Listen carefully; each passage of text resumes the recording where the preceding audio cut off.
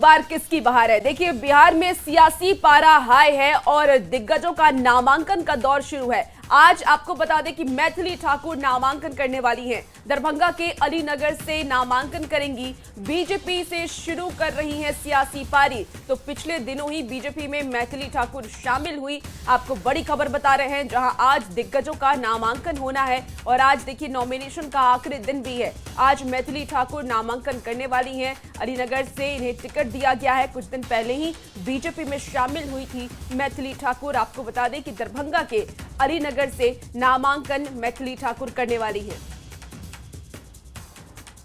नाम अलीनगर, हम मैथिली ठाकुर एनडीए भाजपा प्रत्याशी काल्हि 17 तारीख के नामांकन करऽ जा रहल छी। अहाँ सब अपन बेटी भगिनी के आबि कऽ आशीर्वाद दिअ।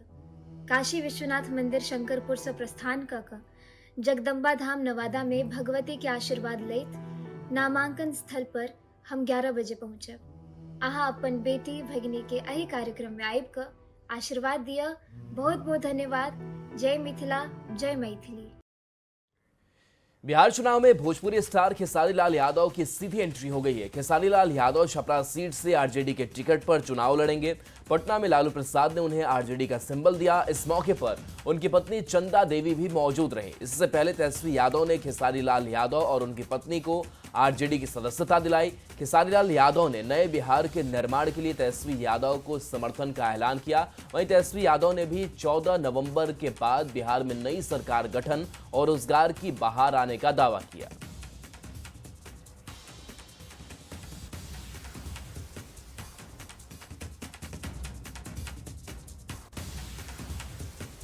विचारधारा से दुनिया को एक अलग दिशा दें। जो चीज़ें हमारे बीच में अभी तक हम अधूरे हैं, मैं हमेशा कोशिश यही रहा है कि जिस तरह मैं मुंबई शहर में रह के अपने बच्चों का परवरिश कर रहा हूँ, अच्छे स्कूल दे रहा हूँ, अच्छे अस्पताल दे रहा हूँ, उसी तरह हमारे बिहार के बच्चों का भी भविष्य हमारे बच्चों की तरह तय हो और हमारे बच्चों को बाहर गांव ना जाना पड़े। माँ बाप के बाद अगर कोई संभालता है किसी बच्चे को, वो आपकी अर्धांगिनी ही होती है। तो मैं लड़ूं या ये लड़े, बात एक ही है। अब मेरा हम लोगों का एक सपना है कि बिहार से बेरोजगारी खत्म हो और हमने जैसा आप सब लोगों के सामने कहा है कि हमारा संकल्प है, हमारा प्रण है और हमने लोगों से वादा किया है और हमने पहले भी कहा है, तेजस्वी की उम्र कच्ची हो सकती है पर जुबान पक्की है। छपरा से आरजेडी उम्मीदवार घोषित होने के बाद के खेसारी लाल यादव का समर्थकों ने भव्य स्वागत किया। उन्होंने खुद को बाहरी मानने से इनकार किया और ये कहा कि छपरा कलाकारों की भूमि रही है।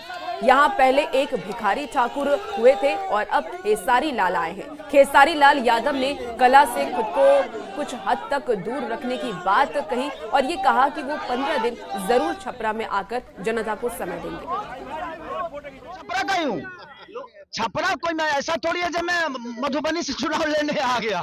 मैं तो छपरा का ही बेटा हूँ और छपरा के लोगों और मैं ऐसी धरती पे पैदा हुआ हूँ जहाँ भिखारी ठाकुर जी पैदा हुए हैं और हम सबका सौभाग्य है जो ऐसे कलाकार यहाँ पैदा हुए जिनका नाम क्या बोलूं, पूरी दुनिया नहीं, ये जब तक धरती रहेगी ना तब तक इनको हम नहीं भूल पाएंगे। उसी धरती का एक भिखारी हुए, दूसरा खेसारी है। यहाँ रहेंगे, मुंबई रहेंगे। पहले सोचा था कि शायद मैं अपना कलाकारी नहीं छोड़ूंगा, लेकिन मैं इसीलिए पत्नी को चुनाव लड़ा रहा था। लेकिन चीजें बदली, थोड़ी सी प्रॉब्लम कुछ थी और भैया का आदेश हुआ और हमारे लालू चाचा का आदेश हुआ कि नहीं तुम्हें लड़ना है बेटा। तो मेरे कहने का मतलब कि अब तो मेरी जिम्मेदारी डबल हो गई है, तो अब थोड़ा सा कला से दूर रहना पड़ेगा, क्योंकि मैं कोशिश करूंगा हमेशा कि महीने का कम से कम 15 दिन अपने छपरा के लोगों को दूं, अपने भाइयों को दूं, अपने उस माँ को दूं जिस माँ के विश्वास में आज इतना बड़ा हो गया। लालू प्रसाद के बड़े बेटे और जनतांत्रिक जनता दल के अध्यक्ष तेज प्रताप यादव ने महुआ सीट से नॉमिनेशन किया है। तेज प्रताप यादव अपनी दादी मरछिया देवी की तस्वीर लेकर नॉमिनेशन करने गए, जिसकी हर ओर चर्चा हो रही है।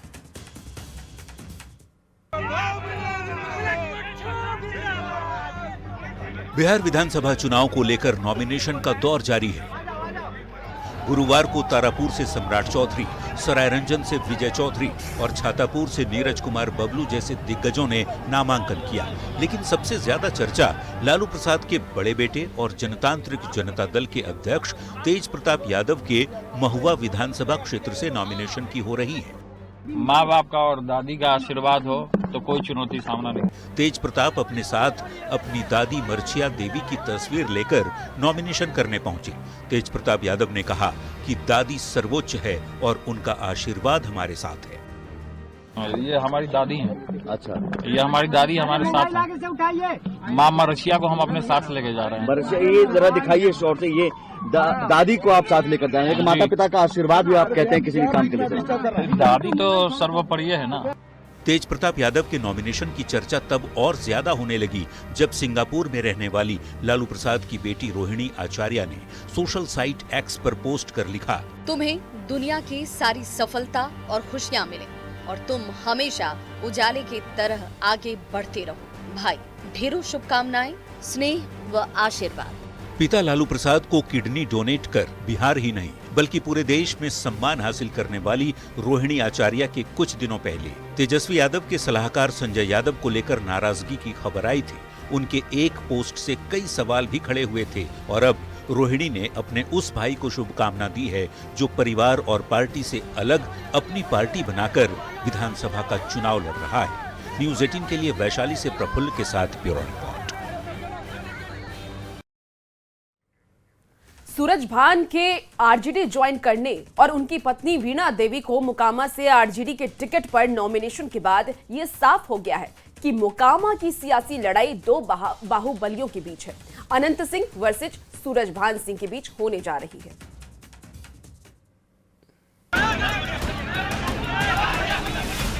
इन तस्वीरों को देखिए। पहली तस्वीर बुधवार रात की है जब कुछ ही घंटे पहले पशुपति पारस की आरएलजेपी से रिजाइन करने वाले पूर्व सांसद सूरजभान तेजस्वी यादव से मिले, आरजेडी की सदस्यता ली और फिर उसके अगले ही दिन सूरजभान की पत्नी वीणा देवी ने आरजेडी का सिंबल लेकर मोकामा सीट से नॉमिनेशन कर दिया। ऐसे में मोकामा की लड़ाई बेहद दिलचस्प हो गई है और इस तस्वीर के सामने आने के बाद ये साफ हो गया कि मोकामा में कहने को तो कागज पर मुख्य मुकाबला जेडीयू के अनंत सिंह और आरजेडी उम्मीदवार वीणा देवी के बीच ही होने जा रहा है, लेकिन जमीन पर असली लड़ाई भूमिहार जाति के दो बाहुबलियों के बीच होगी और ये बाहुबली हैं छोटे सरकार के नाम से चर्चित अनंत सिंह और सूरजभान सिंह के बीच। अनंत सिंह पहले ही कह चुके हैं कि मोकामा में उनकी लड़ाई किसी से नहीं है। अब आरजेडी की टिकट पर मोकामा सीट से चुनावी मैदान में उतरी सूरजभान की पत्नी वीणा देवी भी यही बात दोहरा रही है। वो तो बाद में पता चलेगा, अभी कुछ नहीं बोल रहे हैं। चुनौती कितनी बड़ी रहेगी मैडम? कुछ भी नहीं है। मोकामा मेरा ससुराल है, मेरा अपना घर है, मेरा अपना परिवार है। सभी 2005 से लेकर अब तक मोकामा सीट पर अनंत सिंह का सीधा प्रभाव रहा है, या तो वो जीते हैं या उनकी पत्नी। आरजेडी ने दूसरे बाहुबली सूरजभान के जरिए मोकामा में अनंत सिंह के वर्चस्व को तोड़ने की कोशिश की। सूरजभान ने साल 2000 में अनंत सिंह के भाई और तत्कालीन मंत्री दिलीप सिंह को हराया था, लेकिन 2005 के बाद से मोकामा की तस्वीर बदली है और अनंत सिंह अजेय साबित होते रहे हैं। देखना होगा इस बार भी सूरजभान उनके तिलिस्म को तोड़ पाते हैं या नहीं। न्यूज़ 18 के लिए बाढ़ से अनिरुद्ध के साथ ब्यूरो रिपोर्ट।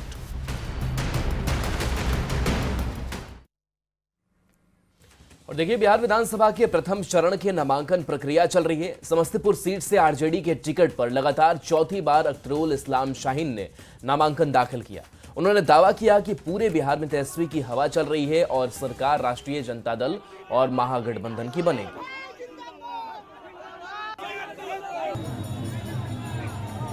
हमने चुनौती के तौर पे कहा है कि किसी भी सत्ताधारी दल के मंत्री विधायक से ज़्यादा समस्तीपुर विधानसभा में काम करने का काम किया है। तो गिनाने की ज़रूरत पड़ती है तो गिना करके बताते हैं, लेकिन उसके बावजूद तेजस्वी जी का एक हवा चला है, एक तूफान चला है पूरे बिहार में। पूरे समस्तीपुर का 10 विधानसभा इस बार तेजस्वी यादव जी। तेजस्वी यादव ही बेरोजगारी दूर करेंगे, तेजस्वी यादव ही पलायन को रोकेंगे, तेजस्वी यादव ही गरीबी को दूर करेंगे।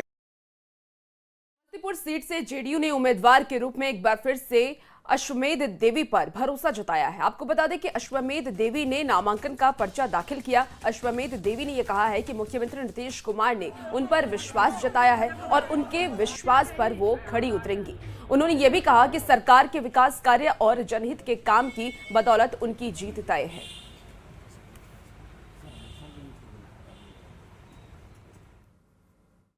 मैं आशीर्वाद मांगती हूँ कि आप इतनी आशीर्वाद दें कि हम आपके चरणों में रह करके आपके जो अधूरा सपना है समस्तीपुर का वो मैं पूरा कर सकूँ। आपके सामने अख्तरुल इस्लाम साहब ने चौथी बार वोट नामांकन के पिछले 15 साल से विधायक हैं। ये चुनौती को किस रूप से लेते हैं? मैं कोई चुनौती उसको नहीं है, मेरा कोई चुनौती नहीं है, मेरे सामने कोई नहीं है, सब जीरो पर आउट हो जाएंगे।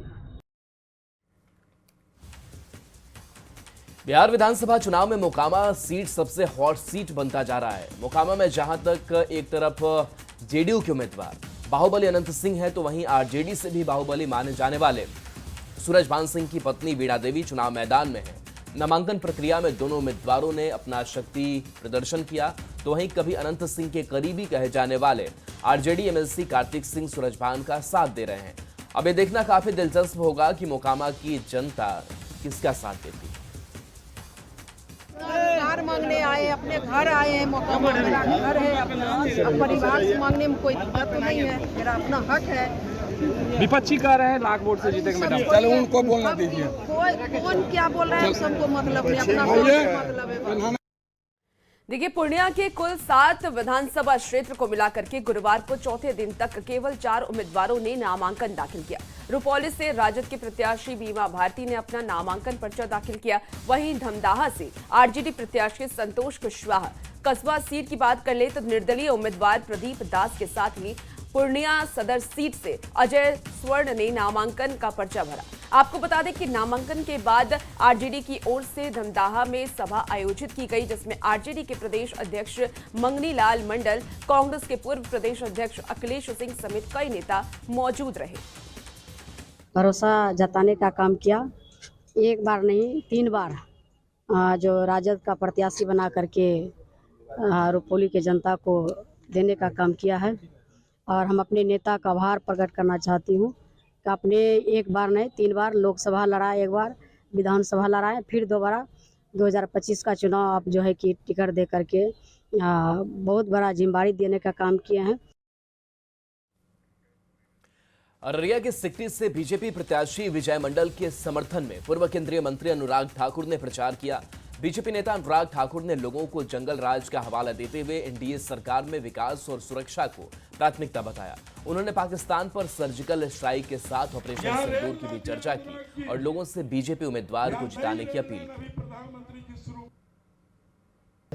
फायदा पहुंचाने का काम किया है और स्ट्राइक करके दिखाया, एयर स्ट्राइक करके दिखाया, ऑपरेशन सिंदूर करके दिखाया। भारतीय सेना को खुली छूट देकर पाकिस्तान को के घर में कुचलने का काम करवाया, तो नरेंद्र मोदी की नेतृत्व में हमारे वीर सैनिकों ने करके दिखाया। बोले भारत माता की। आरएलजेपी और दलित सेना के राष्ट्रीय अध्यक्ष पूर्व केंद्रीय मंत्री पशुपति कुमार पारस के बेटे यशराज पारस ने अलौली सीट से नामांकन दाखिल किया और इस दौरान उनके समर्थन में हजारों कार्यकर्ता और अलौली विधानसभा से हजारों समर्थक भी उनके साथ मौजूद रहे। इस नामांकन में पार्टी और दलित सेना के सभी कार्यकर्ता शामिल रहे। आपको बता दें कि यशराज पासवान के नामांकन समारोह में आने वाले समर्थकों और नेताओं से पूरा खगड़िया अस्त व्यस्त रहा। जनतंत्र में चुनाव का जो समय होता है ये एक त्योहार के तरह होता है, तो अच्छी बात है। जितने रंग उड़ेंगे उतना सुनहरा ये पर्व होगा, तो अच्छी बात है। जिन जिन को लगता है कि उन्हें हाथ आजमाना चाहिए और जनता के बीच जाना चाहिए, तो क्यों नहीं, सबको आज़ादी है, तो ज़रूर अच्छी बात है। समस्तीपुर के रोसड़ा सुरक्षित विधानसभा सीट से बीजेपी के उम्मीदवार वीरेंद्र कुमार पासवान ने नामांकन दाखिल किया। नामांकन पर्चा भरने के बाद उन्होंने रोसड़ा के विकास को प्राथमिकता बताया, साथ ही रोसड़ा को जिला बनाने की मांग का समर्थन भी किया। 2047 तक भारत एक विकसित राष्ट्र बनेगा और उस राष्ट्र को बनाने के लिए 17 जो मापदंड पूरा रखा गया है, उस 17 मापदंड को माननीय नीतीश जी के नेतृत्व में पूरा करने के लिए जो हम लोग आगे बढ़ गए हैं, उसी विषय को लेकर के हम जनता के बीच जो है जाने का काम कर। मुंगेर के तारापुर से बिहार के डिप्टी सीएम सम्राट चौधरी ने अपना नामांकन दाखिल किया। नामांकन के बाद गाजीपुर मैदान में जन सैलाब उमड़ा और इस दौरान सम्राट चौधरी के पिता शकुनी चौधरी, बड़े भाई रोहित चौधरी और हजारों समर्थक वहां पर मौजूद रहे।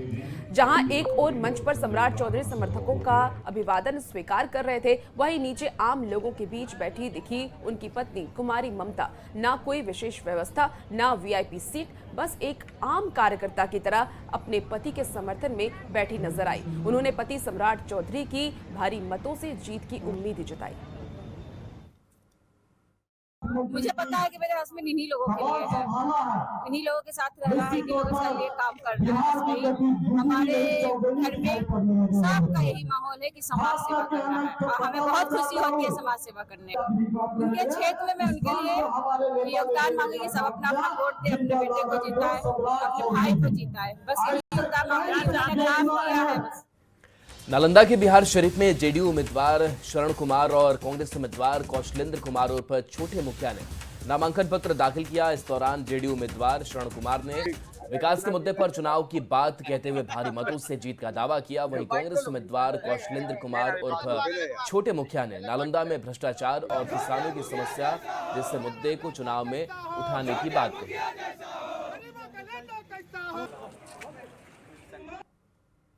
अभी नूरसराय जाएंगे, नूरसराय के बाद बेन जाएंगे, बेन के बाद राजगीर कार्यालय का उद्घाटन करेंगे। वहां पर सभी कार्यकर्ता मौजूद हैं, उनको उनके प्रति आभार प्रकट करेंगे। टक्कर तो कोई नहीं रहता, इससे ये कि षड्यंत्र के साथ मेरा टक्कर है। मेरा टक्कर किसी व्यक्ति से नहीं है, मेरा टक्कर यहाँ का जो भ्रष्टाचार है उससे मेरा टक्कर है, यहाँ का जो 30 वर्षों का कुशासन उससे मेरा टक्कर है, कोई व्यक्ति नहीं होता है। सिवान में सिवान सदर सीट से आरजेडी नेता अवध बिहारी चौधरी ने नामांकन किया। कलेक्ट्रेट में अवध बिहारी चौधरी ने 2 सेट में पर्चा दाखिल किया है और इस दौरान समर्थकों में भारी उत्साह भी दिखा। अवध बिहारी चौधरी ने निकम्मी सरकार को बदलने की उम्मीद जताई और साथ ही तेजस्वी यादव की सरकार बनाने का दावा किया। आपको बता दें कि सिवान के 8 विधानसभा सीट को महागठबंधन की झोली में देने की जनता से अपील भी की। के नौजवानों के बेरोजगारी बेकारी को दूर करने वाली सरकार और रिश्वतखोरी, भ्रष्टाचार और जो तानाशाही बढ़ी है, इन तमाम को समाप्त करने के लिए जनता से निवेदन करूंगा, हाथ जोड़ी करूंगा और कहूंगा कि परिवर्तन कीजिए। भागलपुर में 11 नवंबर को दूसरे चरण में वोट डाले जाएंगे। बेपुर विधानसभा सीट से बीजेपी उम्मीदवार इंजीनियर शैलेंद्र ने नौगछिया के डीसी एलआर ऑफिस में नामांकन दाखिल किया। इस दौरान काफी संख्या में पार्टी कार्यकर्ता मौजूद रहे। इंजीनियर शैलेंद्र 2 बार से बेपुर से विधायक हैं और तीसरे टर्म के लिए इस बार पर्चा दाखिल किया है। उन्होंने काम के दम पर जीत का दावा करते हुए जनता के लिए काम करते रहने की बात कही। तो लोकतंत्र का महापर्व है और 5 साल लगातार हम लोग काम किए जनता के बीच में, ये प्रक्रिया है। आज उसी के तहत हम लोग नॉमिनेशन किए, फिर जनता के बीच में जाएंगे। जनता मालिक है, फिर उनका निर्णय जो होगा वो सर्वमान्य है। सुपौल के छादापुर विधानसभा सीट से बिहार सरकार के मंत्री नीरज बबलू ने बीजेपी उम्मीदवार के तौर पर नामांकन दाखिल किया। नामांकन के बाद बीरपुर हाई स्कूल मैदान में जनसभा की गई, जिसमें कि नीरज बबलू ने यह दावा किया है कि बीजेपी की सरकार विकास और विश्वास की राजनीति करती है।